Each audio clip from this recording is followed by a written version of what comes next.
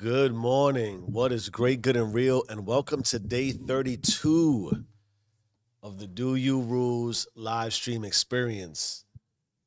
I am still what you would call a host, and I still go by Cliche Jeff, at least until further notice, because that's just a name. And really, if I wanted to, I could change that at any time, right? Because that's sort of how identity works. Let me begin by saying it's Saturday and it is what time is it? 4:35 a.m. I am slightly later than I wanted to be, but it is Saturday. I kind of an hour into my day. I certainly have intentionality and moving at a pace I want to move. However, as we finish our check for equipment, Red Book, Red Book, the deadly, secret, not so secret because I read from it, Red Book.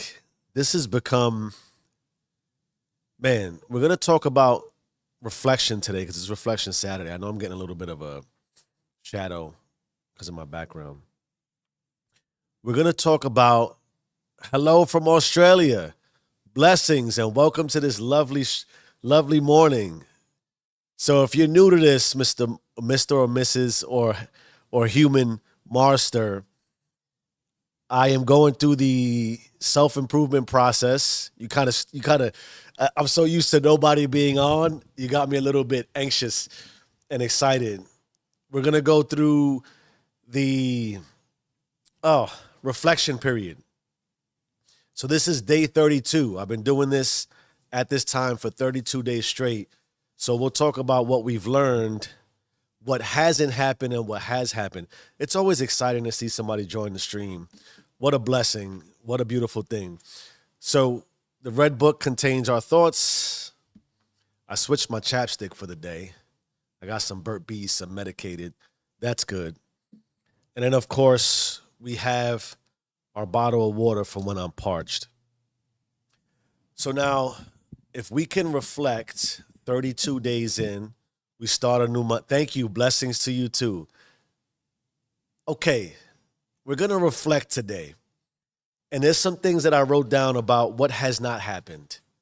And I'll tell you right now what hasn't happened, which is why I'm so adamant about continuing this journey for 1,000 hours. And if you look at my pace, I've gone live every day for 32 days straight now, right? And I've seen all the things you've seen. Try this pill, try this program, do this for 30 days, and all this is going to happen. If you've come on day 1 and you've come on day 32, I look the same. Yeah, I put in about 23 to 24 hours in the gym. I've ran 52 miles for the month. I've put in literal physical work that is what you would think would happen at a good standard pace for working out over the course of a month. Maybe I put on a pound or two of muscle. Is that good for you? I don't know. Is it good for me? It's better than it was, but is it the massive, here's what I'm trying to say. 30 days in, a lot changes, but the expectation of what you see and want to change materialistically, which also includes our physical being, 31 days is not a lot of days. And it's also relative to where you're coming from. So it took me 1,000 days to feel confident enough to do live streams for 32 days straight. So what really is the gain? Day 1 to a day 1,032. It's, of course, massive. But when it's new, the reality of going from 1 to 32, we got to temper our expectations. And the reason why I'm so adamant about that, and we'll get into what changed and what hasn't changed. Why I'm so adamant about that is if I talk about expectations regularly. Yes, look at this. We have somebody from, all right. If you ever doubted God and universe and the possibilities of life, I'm not saying, again, when we talk about what hasn't changed, I haven't gotten not one new subscriber in 32 days. I was at 1,422 on January 1st. It is February 1st. Now, some have gone, some have come, but I wound up at the same number. It took 32 days. This is the third person who has joined, right? Three people who have joined the live stream in 32 days. You might think that's a failure. You can think that. I don't. Why? Someone just told me, someone just reinforced from Australia. I was born in the Bronx, New York, 43 years and 2 months ago. Who would know that all these years later, somebody from Australia would come on to reinforce that self-improvement is special and important and be here to congratulate me and send some blessings.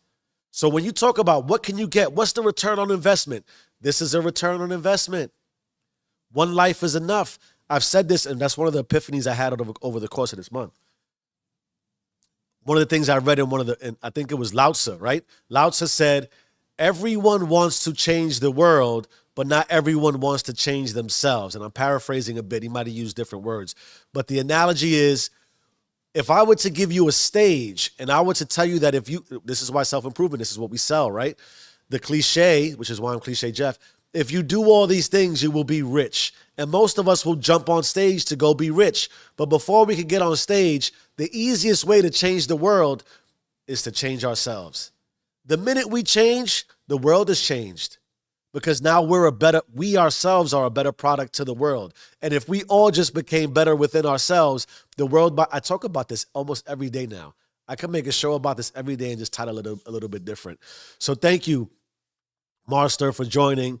Thank you for being here. Thank you for sending me blessings and helping to reinforce the positivity of self-improvement, and that at minimum, we can all improve in varying ways. So let me get into some of the things I want to talk about. So what we're going to do, we're going to reflect on the week, because as I've said countless times, Saturday closes the week.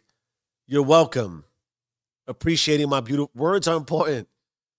Words are vibrational frequencies that express our emotions.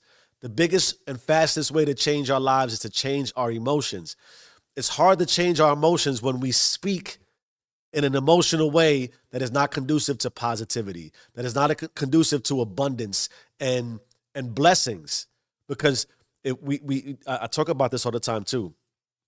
We're reflecting. So we can go all over the place. We're excited because we got somebody on the live stream, so we can go in varying ways.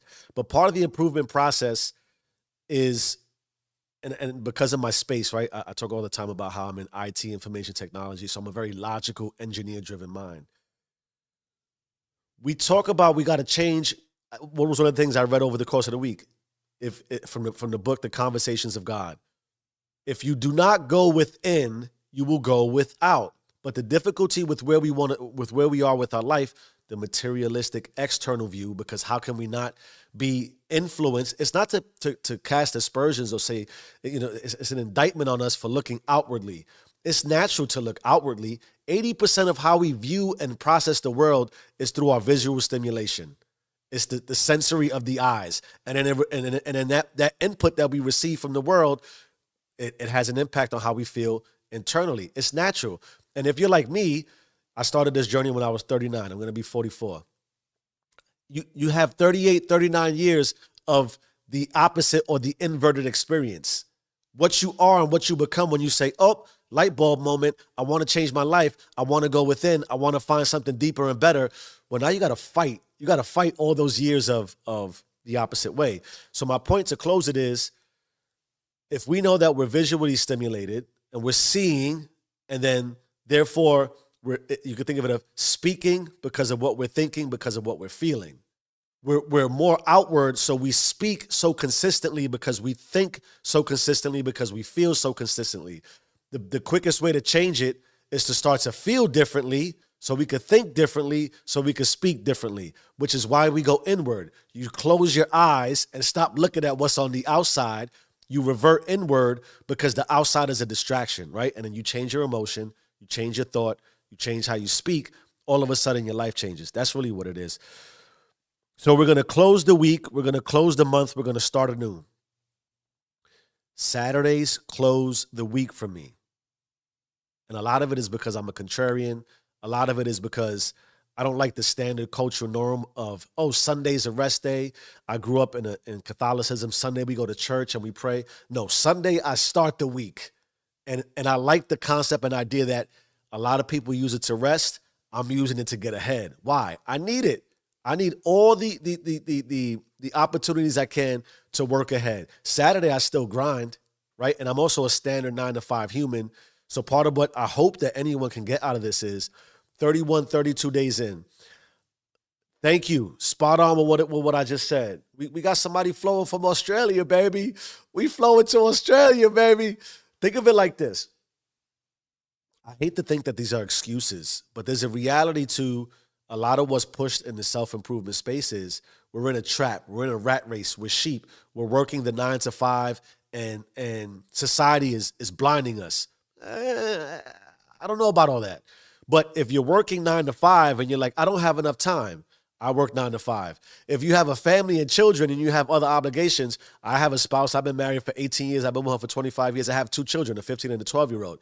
If you go back, if anything else you can take from my live streams, I have 32 days of going live at roughly 4:30 a.m. I've taken 2 days to sleep in because I got, one of the things is I'm tired. You get tired. Doing this and repeating this is tired. Why? Because I have to work 9 to 5. Because I have to make time for my children. I have to make time for my spouse. I have to make time for content creation. But out of 32 days, I've gotten up at 3:30 a.m. for 30 days. You're going to tell me that if you work a 9 to 5 or whatever you work, that you can't sacrifice 30 days of waking up early to improve on yourself, and that won't make a massive difference in your life? Now, also, it took me 1,000 days. I got up out of 1,000 days of waking up at 4 a.m., I would say that I would argue I took 100 days to sleep in. Either way, we go through the pendulum swings, right? We got to understand what's going on, but it's sacrifice. We can make the sacrifice. We can change the framework of our lives, what we have to commit to every day, be consistent in a different way, and make some changes and improve. There's no reason we can't improve every day. There's no reason we can't improve every day. This is one of the reasons why I feel so strongly about doing this every day, because it can take just an hour, but you got to compound the hours. You got to be able to say, if I do an hour every day for this entire year, I'm going to be different. I'll get to in a minute. I'll show you what I've done in my spreadsheet. We'll talk about what has happened. We'll talk about what hasn't happened. I'll tell you what hasn't happened in 31 days, right? And then we'll go. I have the book here, man. This is the book I'm on. I'm about halfway through. I have marked out here the most profound thing I've read this week. So what I like to do every week now is I share with you the biggest thing I read that had the biggest impact. And then also we'll talk about what I believe was my greatest gift for the week and for the month. And then some of my takebacks, like what happened to me this week that I wish I could take back, because if it's something I can control, I don't want to have too many. Like I think last week I talked about I had too many arguments with my wife, right? I don't want to repeat that. That creates a lesser life for myself. Why would I want to do that? Give me 5 seconds. Hold on.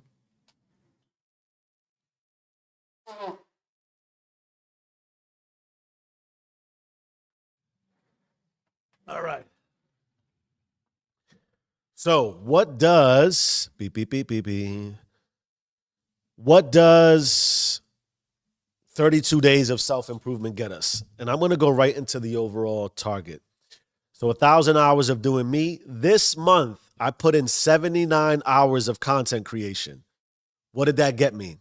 If you look at my rough results, I have now 32 live streams. I put out 14 episodes recorded, scripted and recorded. So not only do I take time to put in live streams, I take time to write out my episodes. I have a prompter. I record them. I create thumbnails. I write down topics regularly. And I've talked about this. If you want to be anything, content creator, you want to work out, you want to draw, whatever you want to do, you got to do it regularly. And the more you do it, the more you start to have a mindset and a thought process of, oh, I just sort of do this now. And your consciousness will start to flow. I put up 50 Instagram reels. I put up 15 stories. I've read 2 books now, and these are my targets. I said I would read 26. I said I would put out 52 recorded episodes. I said I would do 24 live streams for the year. I'm already at 31. And then I pace it out. I also ran 52 miles I said I would run 700. Now, I'm behind on my running for the year for my target. I'm behind by 624 minus 700 is what? 76. So I'm 76 miles behind. Okay. But I'm also way ahead on my episodes. I'm way ahead on my live streams. I'm ahead on my content creation in general. What was my main focus? Prioritize God and purpose. And also, I want to focus on the content creation space. I will sacrifice. I will sacrifice. You talk about also how many hours did I put in the gym? I have 23 hours of strength training. That's decent. Again, I'm looking for 600 hours for the year. I don't have it roughed out here, but I'm on pace to put in 600 hours in the gym, which is what I've been doing for the past 2-3 years. I don't look like Schwarzenegger, I know, but that's just the reality of what it is. I share all this to say,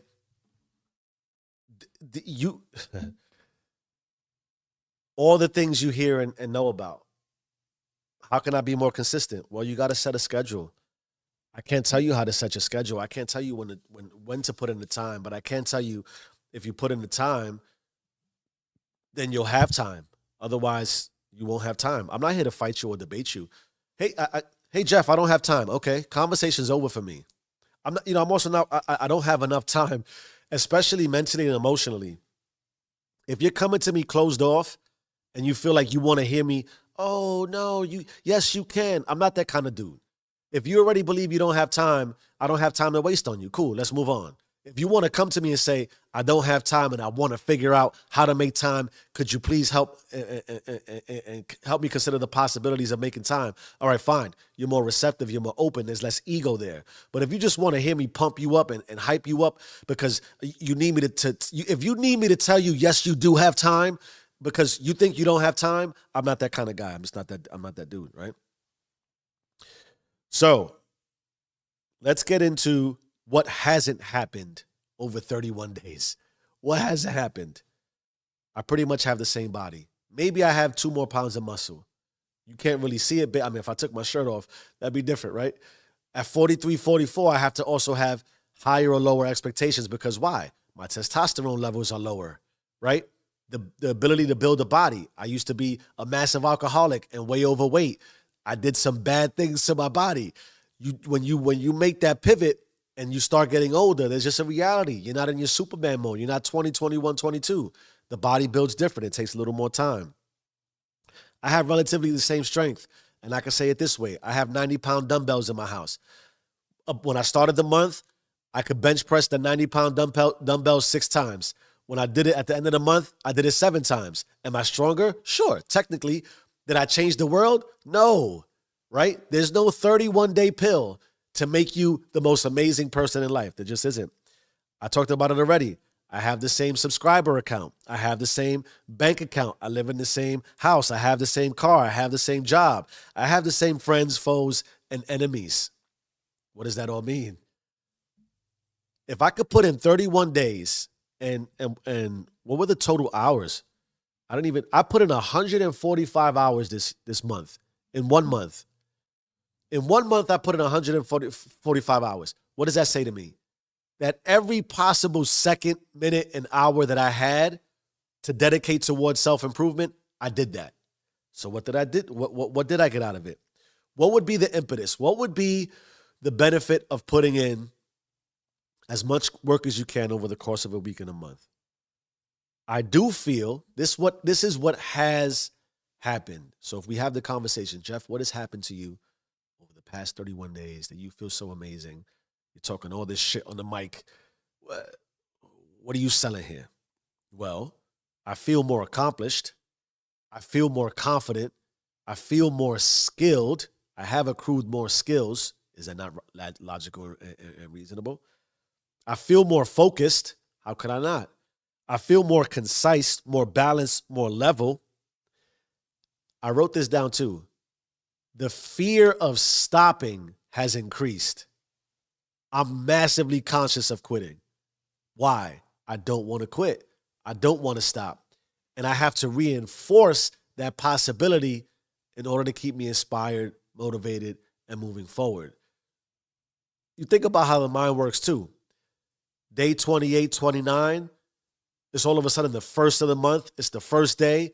You feel like it's kind of, it's new. It's not really new, but you're starting like the way the week closes, the way the week starts. You can trick yourself into thinking, I just put in 31 days, I could take a day off. No, all you have is today. I said it in one of the lives of the day. You don't have any more time. There is no more time. That I can tell you. I don't care if you're 20, 40, 60, or 80. There is no more time. There's no more time to waste. If you haven't figured that out by now, I'm not sure what else to tell you. There's no more time to waste. I have a massive fear of quitting on myself, right? I feel like I have more dedication, more discipline. I'm more consistent. Here's what I also am. I'm happier and I feel more love in my life. I'm happier and I feel more love. If there's nothing else I could give you, that the improvement process is just that, it is a process. And when you talk about it's cold. When you talk about the self-improvement space and the idea and reality of, I didn't set my timer for 5 a.m., but we're probably gonna, we'll go a little bit over today.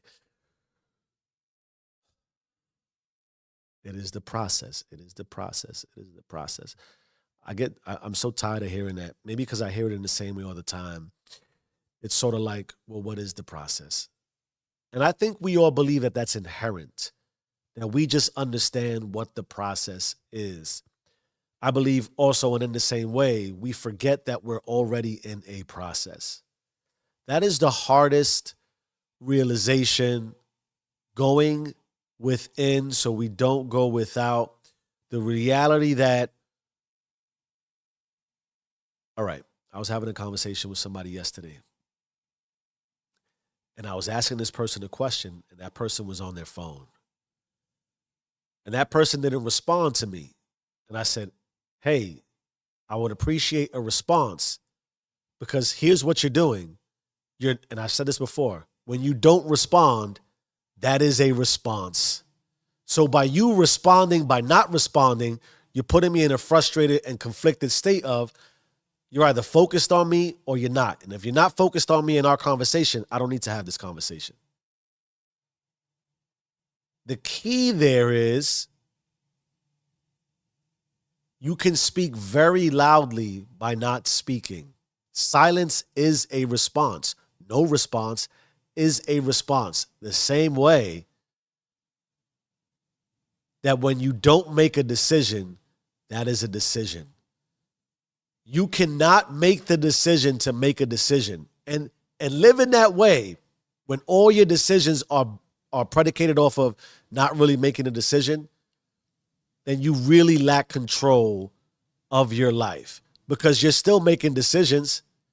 You're still waking up. You're still living. The process of your life is still moving. It may not be moving in the direction you want it to move. We can argue that maybe you're kind of sort of going in a circle, in a loop, and where you start is where you end up, and that's never good. You could move in a lot of different directions and wind up exactly where you are, and that's what happens when you make the decision to not make a decision. When we wake up and when we look around, and when I say wake up, it's not just like, oh, wow, it's 3:30, 4, 5, 6, 7, 8, 9, 10, whatever time you get up. I'm not even judging what time. I'm not even judging you, period. I'm just speaking the reality and the logic of, you woke up and you're in a place. You had an awakening. And when you have your awakening and you look around, you sort of say, I'm here. And you might ramble on in your mind and ruminate off of the decisions that got you to where you are, but you're still there. And you ask yourself the question, how did I get here? It's logical. How did I get here? You got there because you're making the same decisions over and over and over and over and over. And indecision is not to be confused with no decision. Indecision is your decision. To relinquish control and authority over your life is a decision. And we might just start to say, well, I'm just flowing. I'm just taking what life gives me. We start to sort of say and relinquish control that, well, I can't control everything. Life, fate, and destiny. Well, you have an influence on fate and destiny. You have an influence on fate and destiny. We have an influence on fate and destiny. with our decision-making processes. And when you make decisions to not make a decision and you relinquish all authority and control, you have no influence over destiny and fate. I was reading just the other day, nothing in life is a coincidence. Nothing in life is a coincidence. And when you have sort of an awakening and you realize you're kind of in this loop, this what I would call a death spiral of making all these moves because we're moving, we know we're moving, we're going places, and we talk about what I wrote down. What has not happened? Same house, same bank account, same job, same community, same circle of really friends, foes, enemies, whatever. It's sort of like Groundhog's Day. It starts to really, if you really awaken to that you're looking around and everything literally feels the same because everything looks the same. Listen to the key words, right? It feels the same because it looks the same. It looks the same because it feels the same, because it is the same. And inevitably what happens is emotionally you say, let me shut down to that reality. I don't want to be here. I'm not really good with where I'm at. But if I decide to change it, nothing's going to happen fast enough, not in the way I really want it. We know that that's true. We try to rationalize the change all the time. It is why day 32 in the month of February, a lot of people who started the new year are right back to where they were when they ended the year. How are you in a new year, in a new month, in a new space and time, but in the same place? When the logic and the reality suggests you made a decision to change.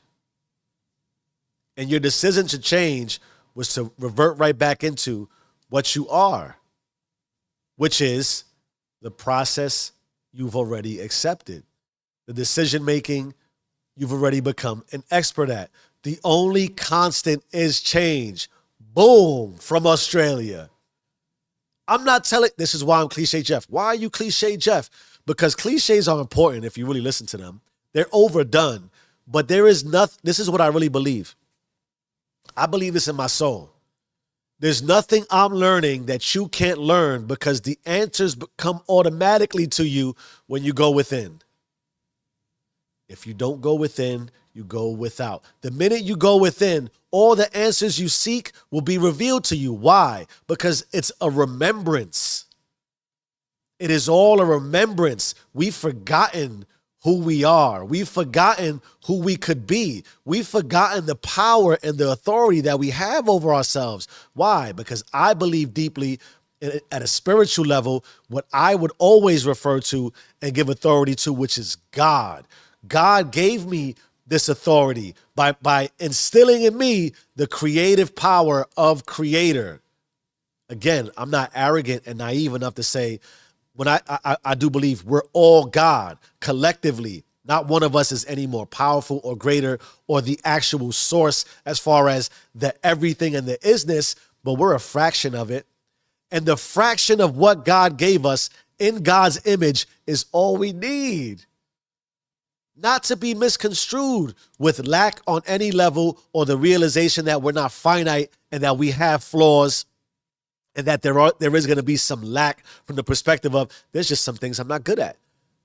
But that's also the power of God and Creator to say, once you go, and I said this already, if I am God and I release the power of God through creation in me, God goes in search of Himself. So when I ask God for a specific lifestyle, when I ask God for a specific reality, when I decide to go create, and I put in the effort, the discipline, the consistency, and the process, while I may not be seeing the change as fast as I want, my energy, my flow, my vibration is pulling like a magnet everything that I need to make the reality I see for myself a reality. It just comes back down to, do you have the intestinal, I forgot the word I was going to, it came out better in my head, but do you have the integrity? That's why we talk about virtuousness. Do you have the patience, the discipline? And this is what it will always amount to. The reality of the improvement process can be summed up into the cliche line, phrase, and really Australia or any part of the world, the word faith. Do you not have the faith to believe that once you see a life for yourself and you have the audacity and you have the energy and the veracity to say, I'm going to go get it, that it'll come to you? Do you not have the faith to believe that once you release and you delegate the authority of who you are into the authority of everything that is, that it'll come to you? This is why the power of what we have. You want to talk about abundance? Australia, again, somebody is somewhere in the part of the world. That's another thing. Someone is doing right now what you should be doing for yourself that you won't do for yourself. And then you'll see that person do it. That's one thing I got tired of. I'm tired of seeing somebody else get what I want. And I mean that humbly and respectfully, because why? They're just like me. The world has proven, people have proven over eons. This is why I feel so strongly about reading. Go back as far. I read the book about Stoics, Roman times. Go back anywhere in history. People have been doing this. The improvement process, the learning process, the actualization process, the search of God within has always been done. And then it is inevitable. It is inevitable that somebody is writing the book of their life in the way you want to write the book in your life, and then they're going to show it to you because it's all a mirror and all an image and all a reflection, because God in that way also wants to reinforce for you. Just have faith. Look, this person did it. It doesn't matter the trials and tribulations, where you came from, the poverty, the despair, the pain, all of it. There is somebody who has been through all of it, who has gotten exactly what you think you want. And they do all the things that you can do, regardless of what they see. Because what you need is really within. And when you do that and you go through the improvement process, it is guaranteed to you if you only have faith. If you only but have faith. If you want to relinquish control, go ahead and relinquish control.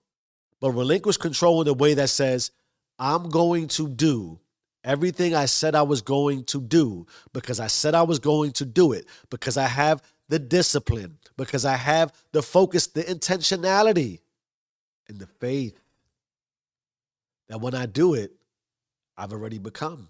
And once I become, everything that is always as is. And I will land exactly where I want to go. But I know this for sure also. When I move with intentionality in that way, I get out of the loop. I get out of moving in all kinds of directions and returning to where I started. I can actually move forward. I can actually overcome obstacles.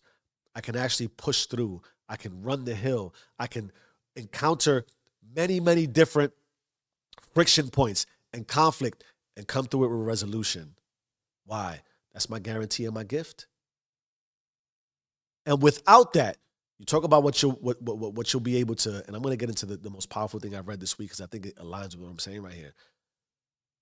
What you'll realize is, I talked about, right? What's one of the things I said, right?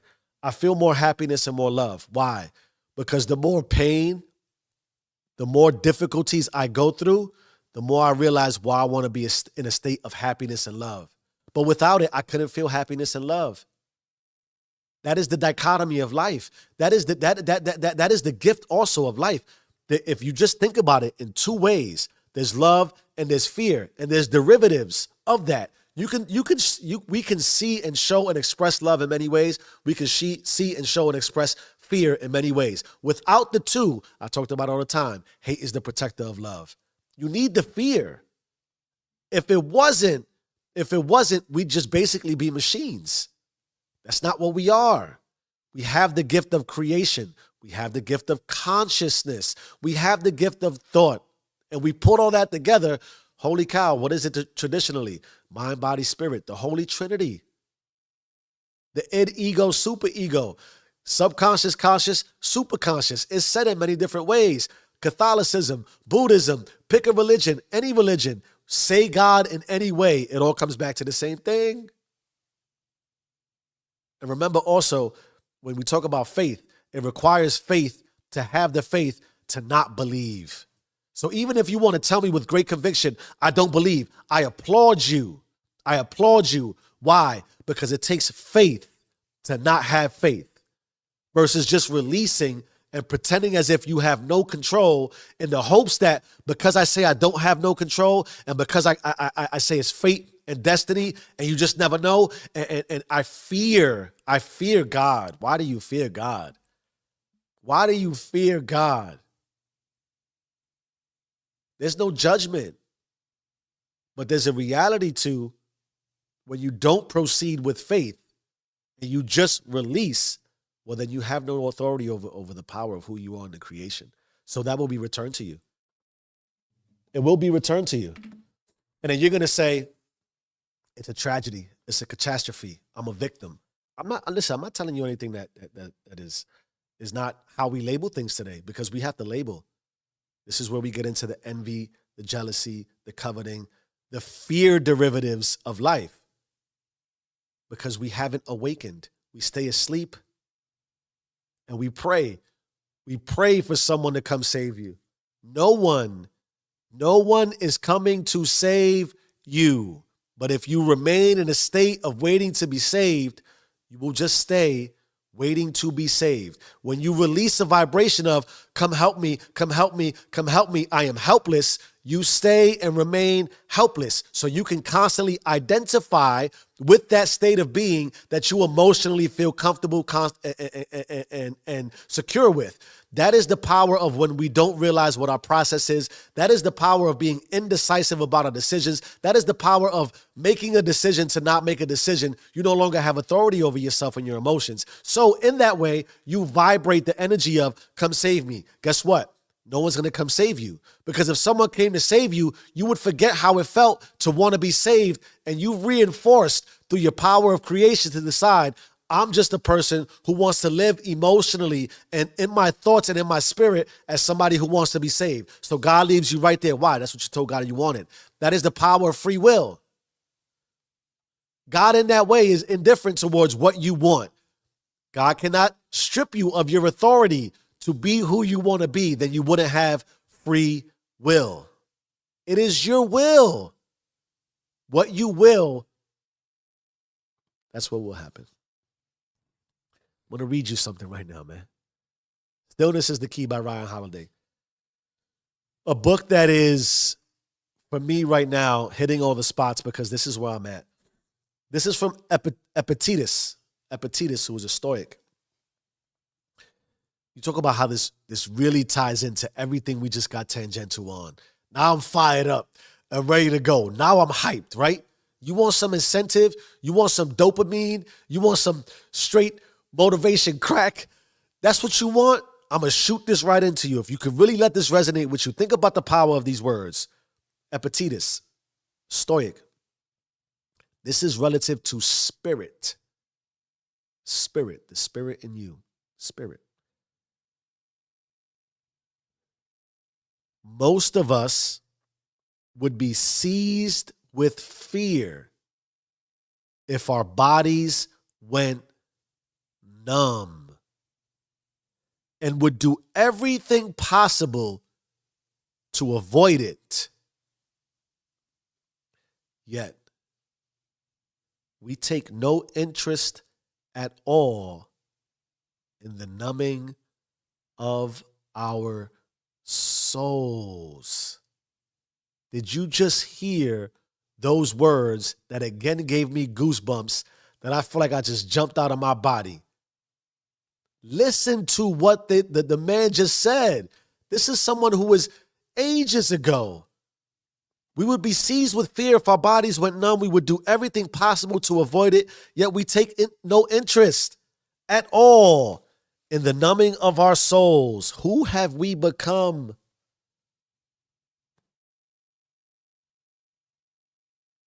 When you become this, I don't want to make this too personal. I'm not judging you. This is not me judging. This is not me casting aspersions or an indictment. This is not me saying that you should do anything different. I don't know what you should do. I don't know what I would do if I were you. I don't know what to offer you. But if you listen to the words, it goes back to the physical understanding and the materialistic stimulation of, if my body went numb. And imagine if your body went numb in public. What would you do if you were on stage and you were walking somewhere and the world was watching and you went numb? You'd freak out. my God, look at how I look silly. I look stupid. The world's gonna hate me. No one's gonna even really care. No one, they'll laugh at you. I would probably laugh at you. I would laugh at me. Why? Because that is my greatest fear too. We all fear that. Public exposure and being on stage, one of the greatest fears in life. So if our bodies went numb, especially in a crowd, if you froze up, you would do everything you could. My body, oh. And yet, the soul which reinforces to the body who we want to be, the soul which has all our creative energy, the soul which is really who we are and is on the inside, waiting and yearning and praying for its release. We let it go numb. We let it go numb. We release who our soul wants us to be and why. Because of what it looks like, because of what they might say, because we may not get there, because we might fail. Why do we release and allow our souls to become numb? And then what do we do and how do we come to that distinction and then overlook it? How do we become unconscious to the numbing of ourselves? It is the acceptance, I believe, therefore, of everything that it is because of everything that it isn't. At some point, we reach a conclusion in our lives, and that is the stasis and the stagnation of sleep. We are awake, certainly, watching, observing, feeling, experiencing, but we are doing so with our souls numb, and therefore can't find the faith and the belief to make the change we know we want to change. Because a little bit of pain, because of the time it'll take, because we can't believe. Choose what you want to do with your life.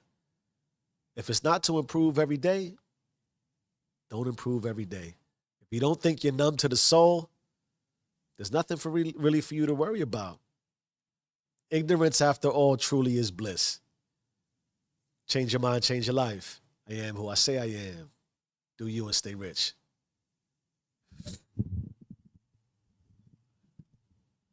Yes, I see that, Master, to avoid pain. Yep, I was just about to click off. Hey, and thank you for joining and making this a blessing. Thank you for making my day. Thank you for staying. Thank you for joining and staying and look like the whole way. Thank you. May you be blessed. May your life be everything you want it to be, man. From Australia. Be safe, man.